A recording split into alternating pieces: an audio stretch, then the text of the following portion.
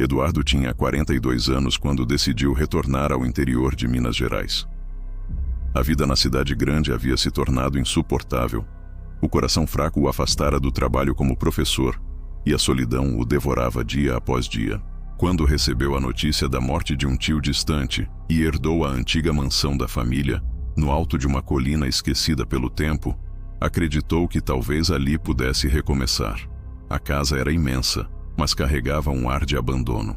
As janelas quebradas deixavam o vento assoviar pelos corredores e o piso de madeira rangia como se lamentasse cada passo. Os vizinhos, poucos, espalhados pelo vilarejo, evitavam até mesmo olhar para a mansão. Alguns juravam ouvir risadas femininas ecoando do lugar durante a madrugada.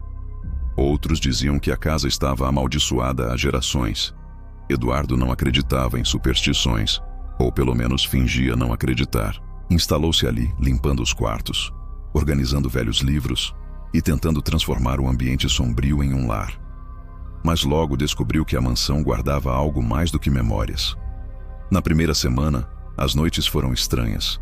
Passos pesados ecoavam sobre o telhado, sempre à mesma hora, como se alguém andasse em círculos, rodeando a casa de cima a baixo. Depois vinham os sussurros, vozes femininas, arrastadas, chamando seu nome. Eduardo!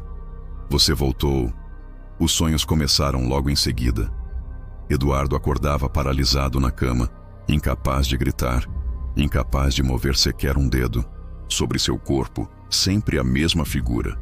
Uma velha horrenda, de cabelos longos e brancos, olhos vermelhos como brasas e dentes apodrecidos que pareciam querer rasgar sua pele. Ela se inclinava sobre ele, respirando um fedor de morte e podridão, e sorria, sempre sorria. Quando despertava, o coração disparado, encontrava arranhões em seus braços e hematomas espalhados pelo corpo, como se tivesse lutado contra algo que não deveria existir. Os vizinhos passaram a evitá-lo. Alguns afirmavam ter visto a silhueta de uma mulher caminhando pelas janelas da mansão. Outros diziam ouvir gritos sufocados vindos do alto da colina. Apenas Dona Isabel, uma senhora bondosa, ainda tinha coragem de visitá-lo. Levava comida, chá e, vez ou outra, algumas palavras de advertência. Menino, essa casa não é lugar para você, dizia, com a voz carregada de lembranças. Meu irmão morreu aí dentro. Eu encontrei o corpo dele. Nunca vou esquecer o estado em que estava. Eduardo tentava se convencer de que era apenas imaginação. Mas as noites se tornavam cada vez mais longas e violentas. O sono já não trazia descanso. Trazia apenas terror. Ele começou a abusar de remédios e café, na esperança de resistir. Certo dia, ao explorar o porão, encontrou uma caixa de madeira coberta de poeira. Dentro dela, havia um diário, escrito pelo tio falecido. As páginas amareladas revelavam segredos que Eduardo jamais quisera conhecer. O tio descrevia as mesmas experiências, os passos no telhado, os pesadelos, a velha de olhos vermelhos. Mas havia mais. Havia a revelação de que aquilo não era apenas uma assombração qualquer. Era uma maldição. Uma presença que se alimentava dos homens da família, geração após geração. Ela vem para todos nós, dizia o diário, até consumir o último da linhagem. Eduardo deixou o caderno cair das mãos. Pela primeira vez compreendeu que não estava apenas habitando uma casa assombrada. Estava condenado. Naquela noite, uma tempestade caiu sobre a colina. Relâmpagos rasgavam o céu, e o vento fazia a mansão estremecer como se fosse desabar. Eduardo acendeu uma vela e segurou um crucifixo encontrado junto ao diário. Sentou-se na cama, decidido a enfrentar a entidade que o perseguia. À meia-noite em ponto, os passos começaram, pesados, compassados, como se alguém caminhava no telhado, indo e vindo.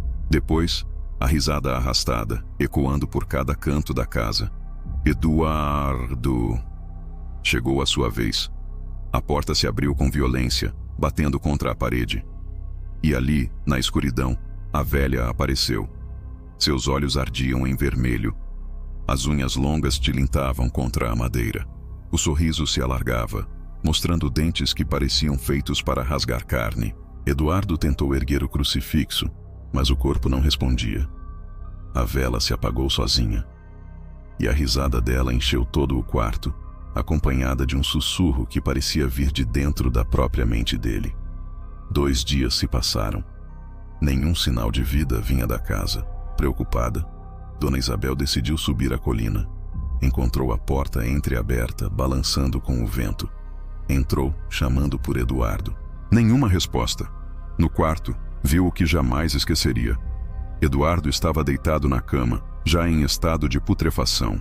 O corpo aberto, o peito e o abdômen dilacerados, as vísceras espalhadas pelo chão como se tivessem sido devoradas. Na parede, escrito em sangue, estava a mensagem: mais um da linhagem consumido. A vigia da noite nunca dorme. O grito de Dona Isabel ecoou pela vizinhança, misturado ao vento que descia da colina. E entre o som da tempestade e o ranger da velha mansão, juram ter ouvido a risada arrastada de uma mulher.